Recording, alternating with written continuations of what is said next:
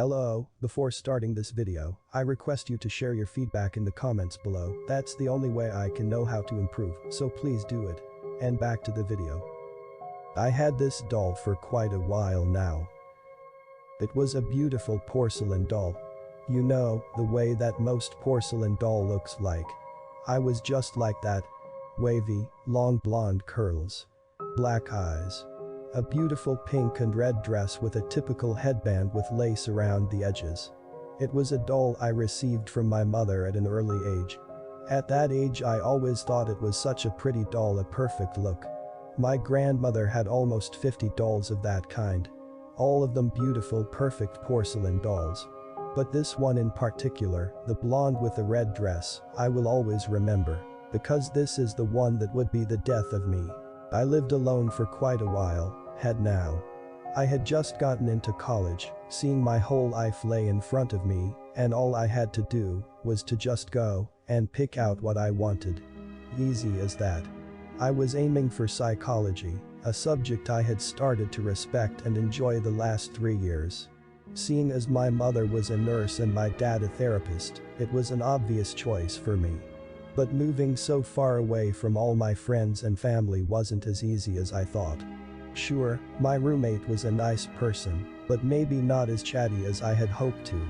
I wasn't a person to just sit quiet in my room and never speak until I had to. I enjoyed getting out, see friends, but I didn't have any time or friends around.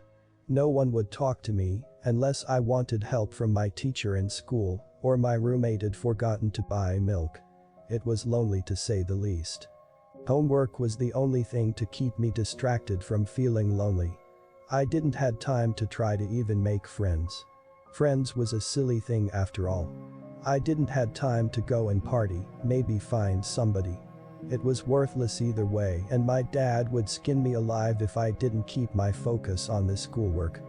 The only thing I had brought from home to remind me of my family was that doll. The girlish toy was displayed on the desk in front of my bed, smiling against me when I needed someone to talk to or just watch over me as I slept. It was me and that doll the whole time. That fucking ugly doll. As time went on, I started to pull myself more and more away from any human contact as possible. The schoolwork was getting over my head, and the regret of going here began filling my head. But I couldn't quit now and go home, not after my parents had paid everything for my college and car to get here. I just had to stay and make the best out of it. I really tried hard.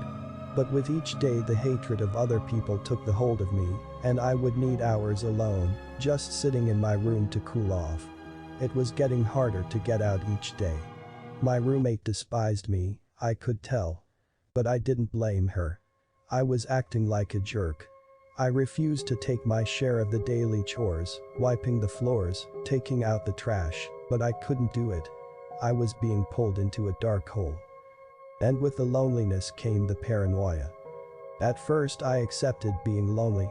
But it had reached that point where I started to realize my dumb behavior, trying to reach out to people among to tell them I wasn't feeling alright. There was only stress and nobody had time to talk to a stupid college student. It was only the nerves. I hoped it was. I locked myself in my room and I couldn't go out anymore.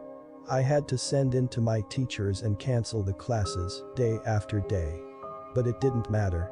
They didn't send anything and search for me. So I just kept spinning in my room, week out and week in. It was an evil circle I couldn't get out of. Then it happened. My room had been my cage.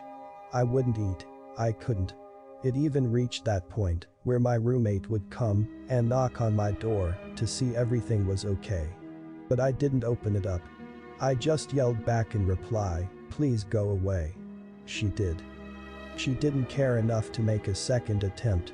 She never knocked on my door again. It was just me. Me and my doll watching over me and every breath I took. Then there was that night. This night, actually. It was a night that I was so used to spending alone. I didn't even bother trying to turn on the lights as I stepped up from my bed and pulled on sweater and a pair of untied Converse before I made my way out of my room in so many days. I needed fresh air and my window was broken, unable to open it up. It was in the middle of the night, maybe even morning. It was still dark outside, so I just assumed it was still night, even though I hadn't checked the time yet. Couldn't care less. Anyway, it was a pain in the ass to come out of the room, to not wake my stupid roommate up.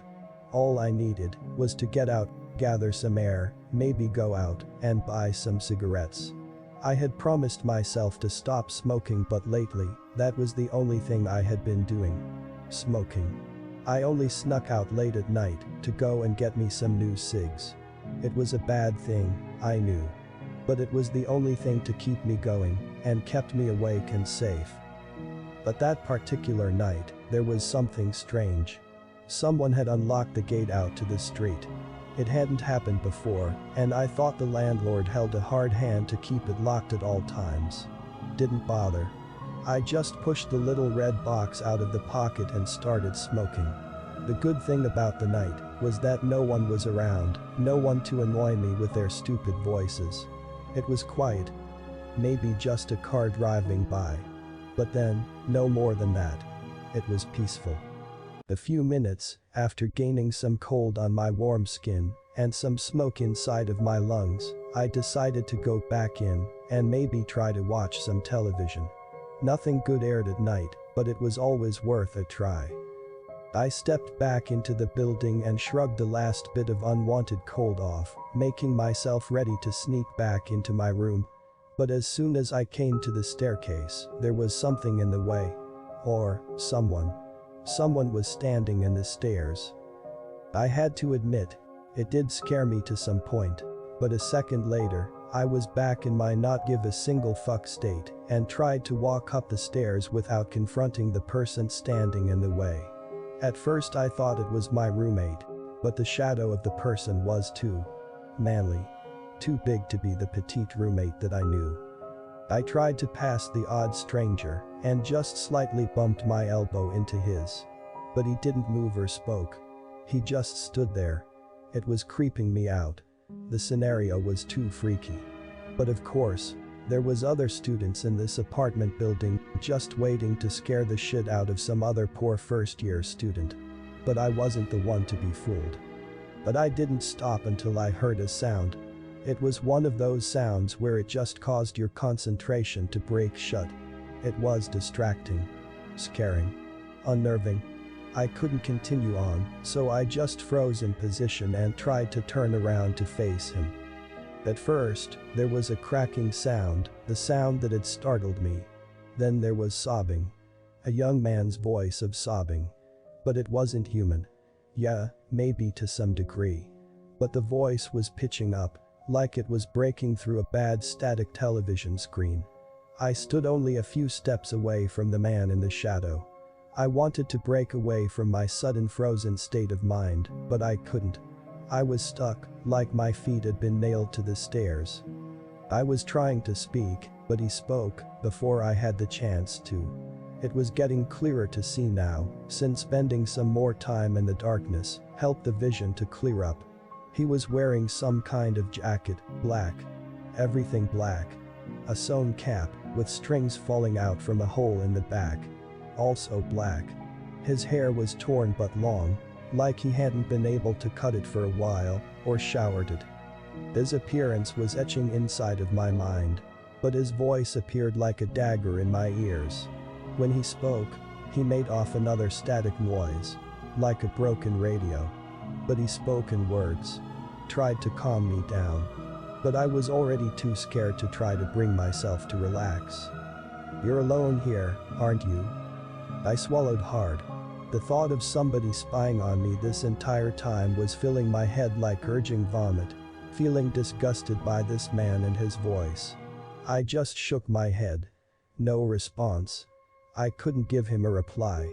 I should have. Maybe it had changed this whole situation for the better. Maybe I hadn't been here now, scared for my life. But I was. And I knew he knew that as well. But when I didn't give him the answer he expected, he turned to me. And his sight was one of the most terrifying yet fascinating faces I had ever seen. He wasn't scarred or wounded in any way to make me feel uncomfortable by his appearance. But his eyes and his mouth, there was a weird glow. A golden orange glow. It filled both of his eyeballs and mouth, his teeth shining through in a bright yellow light. It glowed in the dark, and it casted a light across us. On the stairs, the floor on me. And I could see his smirk on his gray-pained face. That's when I snapped. It wasn't human. And I had to get away from there. I broke through the invisible bonds and threw myself up the stairs, running up quickly as my untied shoes slammed against the wooden floor. I fled to my room without any other second thought. Hopefully, my roommate that I had been ignoring for so many weeks would hear me and call the police. I closed the door after me, and I locked the door, my stumbling feet bringing me across the floor and into the desk, knocking my precious family doll down on the floor. The porcelain broke, and I gasped in panic, trying to recollect myself and my thoughts. There was no more noise after I had slammed the door to my room. No roommate coming after me, no weird glowing man in the stairwell. Just me and my broken doll, laying on the floor. I tried to scream or cry, call for any help at all. It wasn't real. I had become too crazy. Insane. After spending so many months just being alone, this is what had happened. I was laying on the floor, broken and shattered in pieces. I didn't know what to believe. I didn't sleep. I sat on the floor, pacing back and forth by crawling the best I could. The cigarette from before now just sat like a needle in my throat now. I was thirsty, but I couldn't move out to the kitchen to drink anything. Maybe he was there, still waiting for me to come out. But I wasn't moving out of my spot. I never did. But an hour of complete silence in the room, I began to calm down and stand up to try to calm myself down. There was still that feeling of being watched. And I knew the feeling too well. The feeling of being paranoid and lonely all came down to this. A breakdown. Once I remembered the doll being broken, I immediately started to try to patch it together. It was like the only thing I had in focus. My best friend. The doll. I managed to get a needle and thread in my room and some glue to get the doll back to its former glory. But it wasn't easy. No matter how hard I tried, the doll just would fall back together. It became an endless attempt of nothing. I tried again and again. But it just would fall in pieces. My only friend. I became too tired of the sudden panicking and the fixing of the doll. I just passed out on my bed. But I curled up together in a ball with the blanket over my head, somehow imagining that no monster under the bed could reach me now. All I wanted was to sleep. I didn't know he would come back. This time it was different, however. This time, I welcomed it. I was tired of running all the time, and I would rather die in my sleep than face another day being lonely again. And now with my only friend broken, what was I supposed to do? It was tiring, the way he approached me this time. It was like I was asleep, but still I could control my body. Like a lucid dream. I wouldn't dare to step into another day. Tonight, it would end. Just like I had been afraid that it would. But I didn't care anymore. Didn't bother. I just wanted to have a long sleep and never wake up again. Never face the loneliness again. He came back to me. With his hands guiding me up from my bed, he wrapped his mind around mine as I tried to see. But the only thing I could still see was his gray hands, holding mine tight. But suddenly there was a sensation I wasn't sure I could feel. Of floating. Like a puppet, he cut 2 open cuts on my wrists. But it wasn't across. More like it was from the center of my arm and down. He reached for something. Muscles. Something to peel out and hang onto. The bad thing was, I allowed him to do it. My struggle had become too much to bear with. And with the long pieces of muscles hanging out of the cuts on my wrists, he started to pull at them. He pulled at them like he wanted to control my body and arms. How it all came together in reaction to my nerve system and skeleton. He knew how it worked. Yet, there was no pain. No pain that filled my heart or body, just another piece of my mind staying at ease again. It was a wonderful feeling. It was like nothing else mattered. And as he continued to cut me open, he began singing.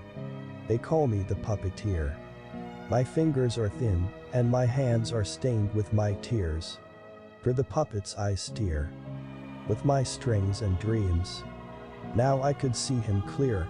The man who I had just hated with all of my might, I now welcomed to finish off my endless suffering.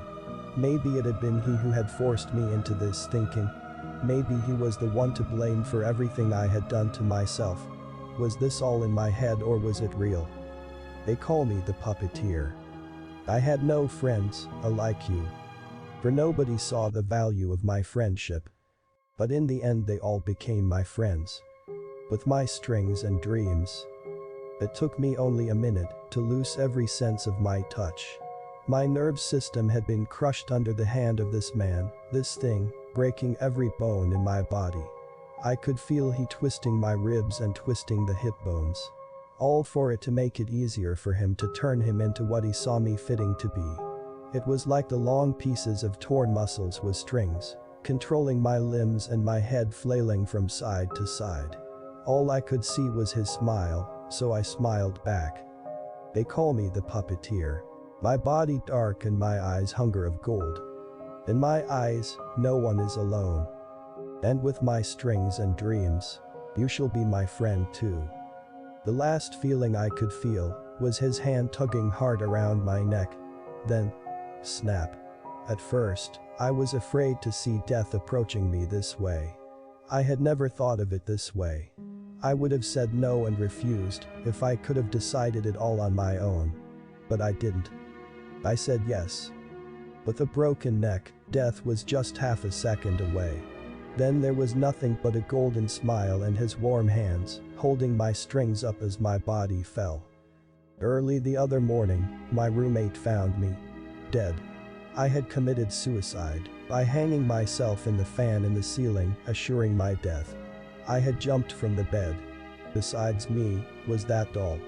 The broken porcelain doll with a red dress and lovely blonde hair. You may be wondering how I'm writing this to you right now, or how I found my way to contact you. I found it necessary to write down my story before I passed on. This is my legacy, this is what I'm leaving behind. I couldn't stand the loneliness anymore. I couldn't stand facing the problems on my own. It took so long. Too long. Dear Mom and Dad. I'm so sorry.